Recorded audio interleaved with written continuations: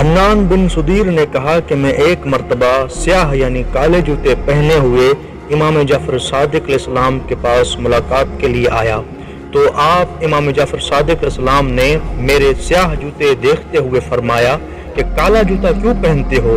اس کی 3 خرابیاں ہیں۔ میں نے عرض کیا مولا قربان جاؤں وہ 3 خرابیاں کون سی ہیں؟ تو امام جعفر صادق علیہ السلام نے فرمایا کہ کالا جوتا آنکھوں کو کمزور کرتا ہے اور مردانگی کی طاقت کو کم کرتا ہے اور غم کو زیادہ کرتا ہے، اور کالا جوتا پہننا ظالموں کا پہناوا ہے۔ اور فرمایا زرد رنگ کا جوتا پہنا کرو، اس میں 3 خوبیاں ہیں۔ میں نے عرض کیا میں قربان جاؤں مولا وہ 3 خوبیاں کون سی ہیں؟ امام جعفر صادق علیہ السلام نے فرمایا زرد جوتا آنکھوں کو طاقت دیتا ہے، مردانگی کو بڑھاتا ہے، فکر و پریشانی کو دور کر دیتا ہے، اور زرد جوتا پہننا انبیاء کا پہناوا ہے۔